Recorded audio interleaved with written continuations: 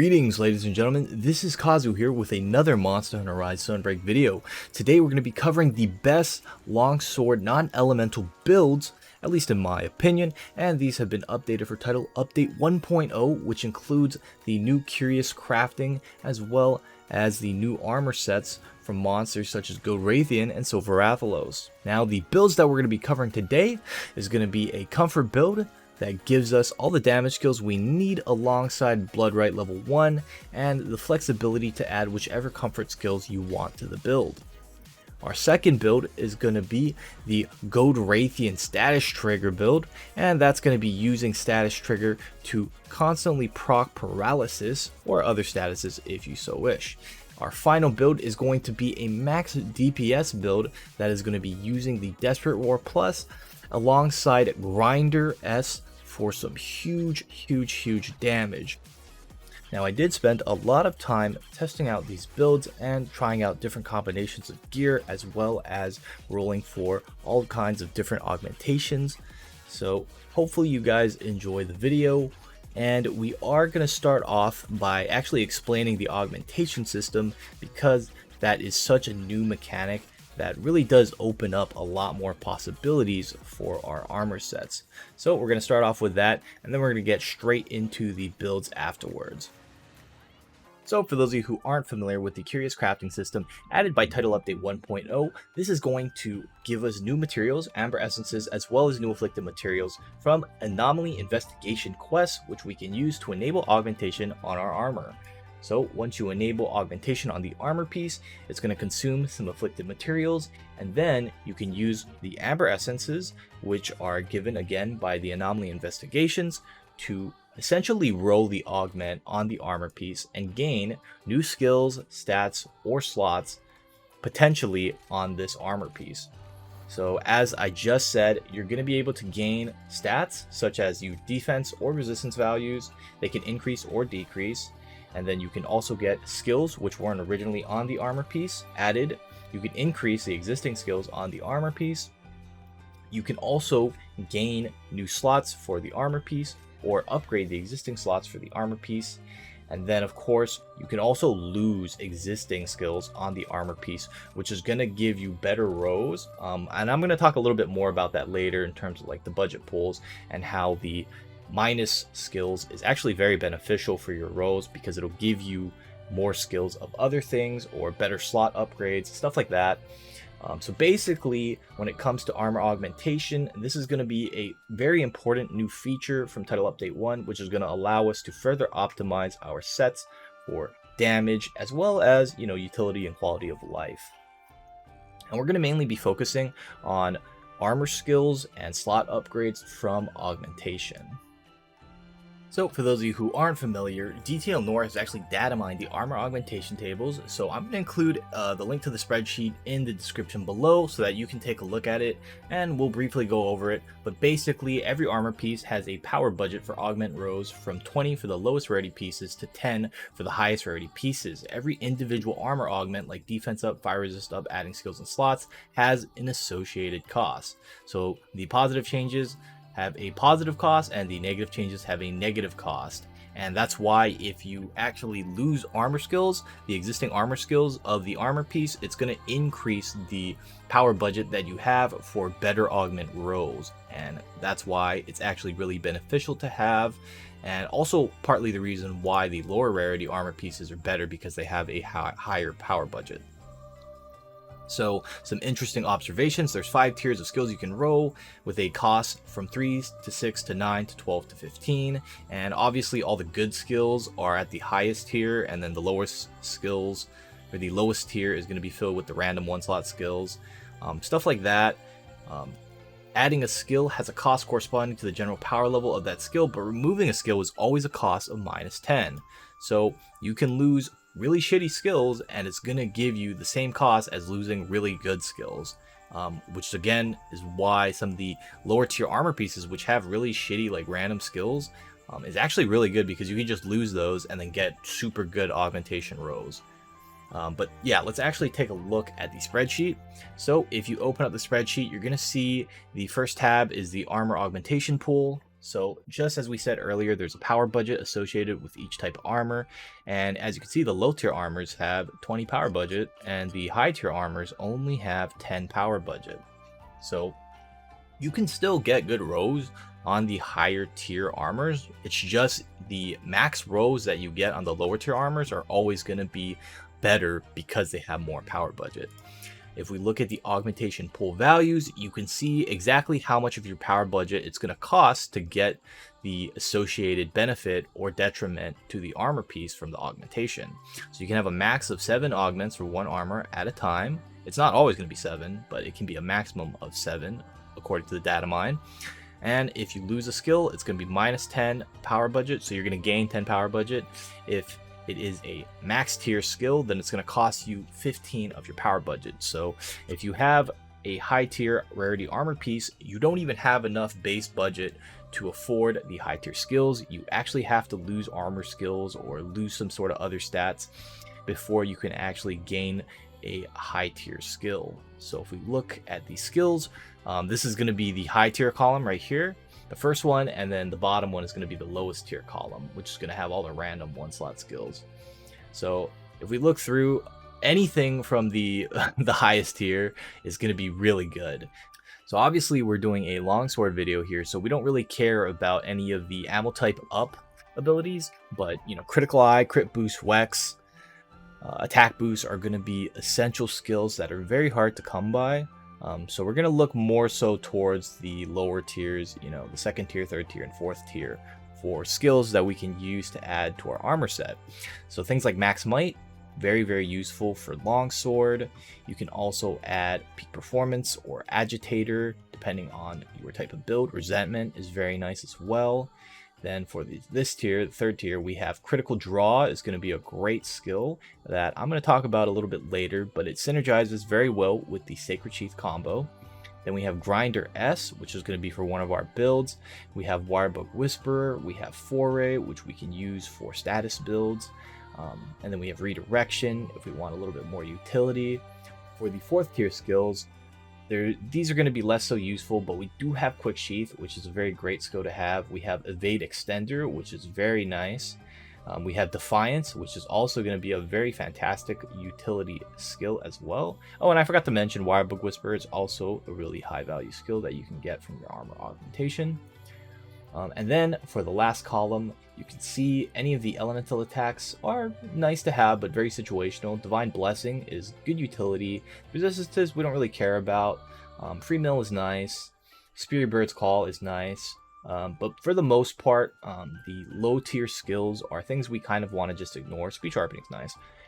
And then we want to get these middle tier skills. And maybe, just maybe, if you either grind it or if you're just super lucky, you can get these high tier skills, which are actually going to really save you a lot in terms of space for the build and allow you to get more skills, which we're going to go over now.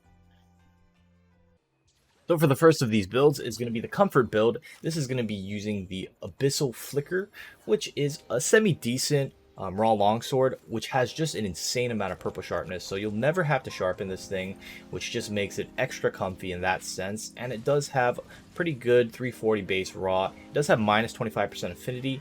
However, you can see we're going to have all the attack skills that you're going to want. We have 30% affinity for max might and 30% affinity for crit draw, for a total of 110% affinity. So you are going to have 85% affinity once you factor in the weapon. And you can use the Dower Gem, the Rampage Decoration, to get even more affinity on this build. Now, what makes it comfy is that we have the 1 point of Blood Rite, and we're going to have the flexibility to add whatever utility skills that you want for the set, such as Evade Extender, Wirebug Whisperer, Stun Resistance, Speed Sharpening, and even Defiance. Which just make the hunt that much easier for you if you're not trying to take it too seriously or not trying to optimize your DPS. Now I'm going to show the augmentation for the weapon as well as the armor pieces so that you have an idea of what I was working with when I made the comfort build. We're using a 3-2-1 talisman, so everyone should have access to this talisman. It's very budget friendly, and the skills we need are going to be Wex 1, Crit Boost 1, Max Might 1, Quick Sheath 3, and Attack Boost 3, assuming you don't have any skills on your talisman. You can add these in through decorations or through your augmentations or through your talisman, but I do recommend that you get your augmentations in the optional skills because those are much lower tier. So this is going to be skills like crit draw, which is great for Sacred Sheath combo, speed sharpening, stun resistance, evade extender, divine blessing, defiance, and other skills that you find comfy. We'll also be showing the skill level breakdown in case you want a better idea of how I actually decorated and augmented my set.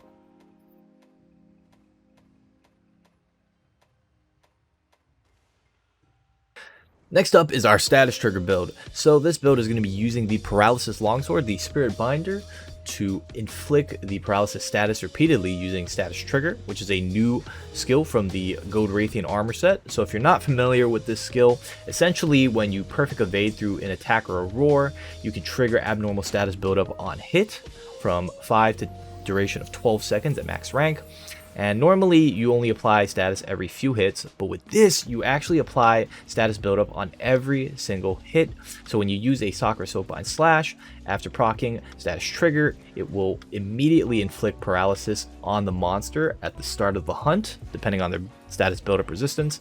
And if you look at our armor skills here, you can see we are giving up a couple points of attack boost, as well as some affinity to get paralysis attack, foray level 3, and status trigger level 3.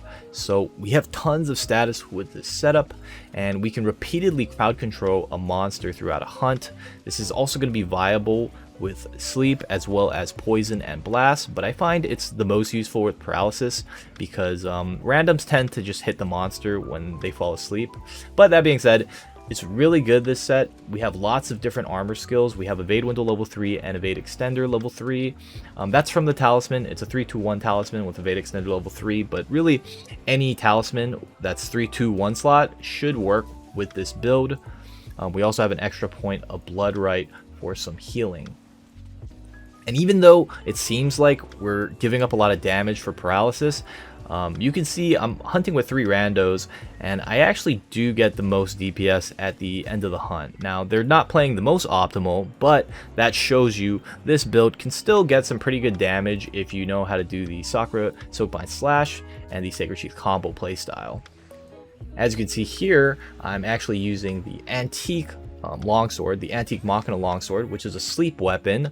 I proc status trigger even though I didn't get through the roar. I'm not sure how that works, but regardless, we immediately get our sleep proc, and as you can see, a random just whoop, he hits the monster. So I don't really feel like using this if you're playing with randoms. If you're playing with friends and they're using big weapons like great swords or hammers, then the sleep build might actually be more effective. So next up is the augmentation.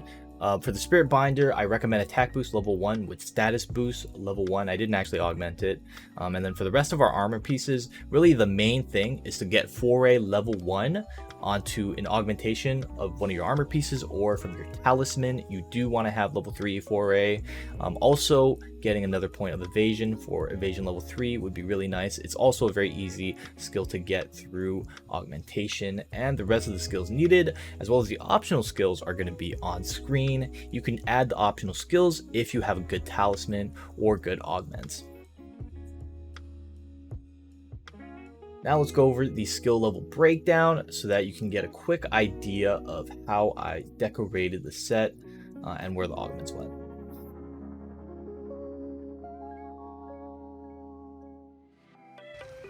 And now for the star of the show is going to be our max raw build. So this is going to be using the Desperate Roar Plus to hit for insane damage on the Sacred Sheath combo swings.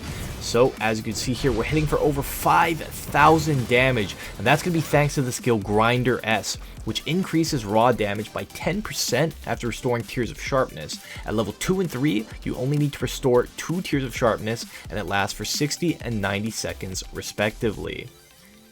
So as you can see, the Desperate Roar is a raw weapon with 350 raw attack, minus 15% affinity, and purple sharpness. It has only a sliver of white and purple sharpness, which is why we can use it with Grinder S.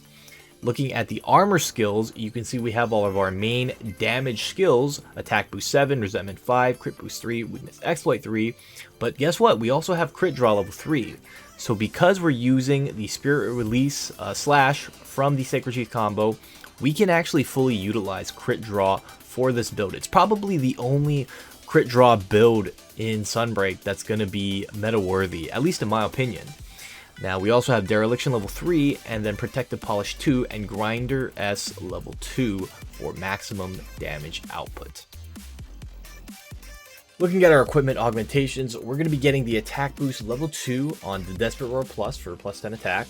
And then we have a Crit Draw, we have Grinder S, we have Evade Extender, we have extra slots, and then we have Crit Boost as our augments for our gear. So it is pretty well optimized, I would say. You could definitely get better rows, but with this high rarity armor, probably not. And then our talisman is a God Row talisman. It is Quick Sheath level 3 with Wirebug Whisper level 2 and 2 slots. Chances are you won't get a talisman this good unless you use a charm editor. So I recommend at least a Quick Sheath level 3 with 2 slots talisman. So with just Quick Sheath 3 and 2 slots, which I've gotten legitimately before, you'll have the exact same build. You're just going to lose out on 2 slots, which you can make up for with augments. As always, I'm going to show the skill breakdown so you can see how I decorated the set and how the augments affected it.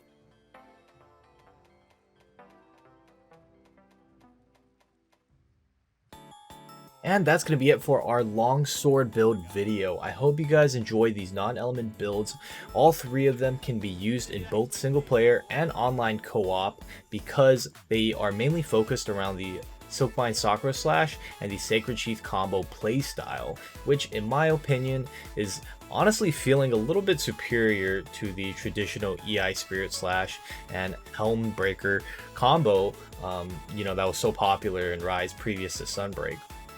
So I'm not going to be making any non-dereliction builds or build versions of the max DPS raw build. The reason for that is because Dereliction is extremely skill efficient. It gives you an incredible amount of attack for very minimal investment, and the armor pieces actually have pretty good slots, especially the legs. So unfortunately, you're not going to be able to swap that out without giving up other skills in the build. I've tried it with Bloodlust, I've tried it with Mail of Hellfire. It just doesn't deal the same amount of damage as it does with Dereliction. Because it's the most space efficient. Same thing with crit draw. When we have crit draw, that gives us plus 60% affinity, so our build has a total of 110% affinity, and then minus 15 from the Desperate Roar. We have 95% affinity as long as we're doing Sacred Sheath combo. Again, if we're doing our Sakura Silkbind slash attack, that's not going to have very high crit. It's going to have 35% crit with Wex, which is not great, but we get pretty much the vast majority of our damage from just landing the Spirit Release Slash. The last hit will deal in upwards of 1.5 to 2.5k damage, depending on if the monster's enraged, if you have a good hit zone, if you hit it in the right spot, and you have Grinder S active or not. So this build is honestly one of my favorites. I really do like the Sacred Sheath playstyle.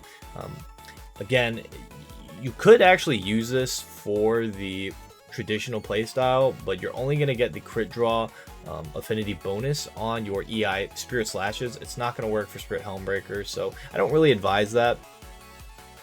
When it comes to the Sacred Sheath combo, you're really getting the most out of very few skills and skill points being invested into affinity, and I really like that because it allows us to just stack as much attack as humanly possible. So yeah, let me know what you guys think about the builds. If you have any comments or concerns or even questions about the builds, you can always ask, leave a comment. If you found the information in this video helpful, give us a like, subscribe. It helps out the channel. I probably spent in upwards of, maybe 3 days just kind of messing around with different builds and working on my augments, figuring things out. Pretty much this is the most efficient setup I could find for raw damage, and it is competitive with elemental builds. I will be making an elemental builds longsword video probably sometime early next week.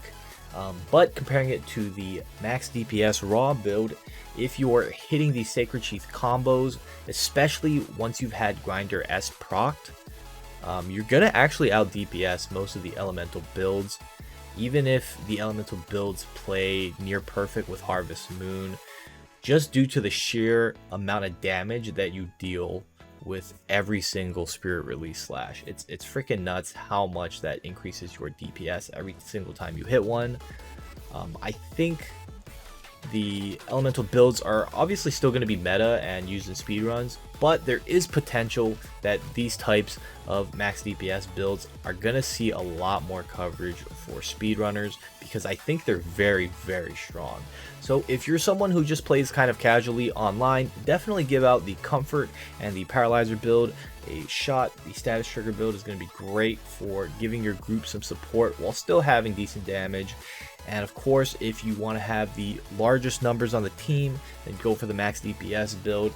It's a ton of fun, and I think you guys are going to enjoy it. So yeah, that's going to be it for the video. Thank you so much for watching, and I'll see you guys in the next one.